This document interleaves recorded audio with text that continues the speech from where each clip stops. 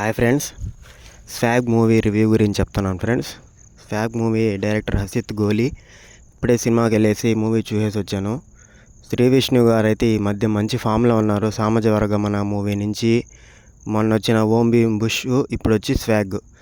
ఈ మూడు డిఫరెంట్ ఒక స్టోరీ అయితే ఉంటుంది. డిఫరెంట్ స్టోరీ, డిఫరెంట్ మెసేజ్ అయితే ఉంటుంది. ఈరోజు ఈ స్వాగ్ మూవీలో అయితే శ్రీ విష్ణు గారు వన్ మ్యాన్ షో అంతే. 4 గెటప్లు ఉంటాయి.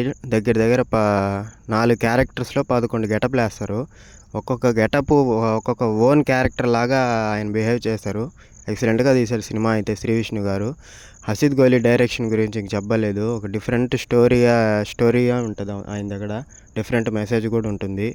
సినిమా అయితే పాతకాలపు స్టోరీ లాగా అనిపిస్తుంది. స్వాగ్నిక అనే ఒక రాణి గురించి నిధి స్టోరీ ఫ్రెండ్స్. ఇది ఒకప్పుడు స్టోరీ అయితే ల్యాగ్ అనిపించదు, చూడొచ్చు, పర్లేదు. కానీ శ్రీ విష్ణు గారి యాక్టింగ్ అయితే అదిరిపోద్ది ఫ్రెండ్స్. దాంట్లో అయితే ఎలాంటి ఆలోచన అయితే లేదు. ఖచ్చితంగా అయితే సినిమా చూడండి, బాగుంది. శ్రీ విష్ణు గారి యాక్టింగ్ అయితే హైలైట్గా ఉంది.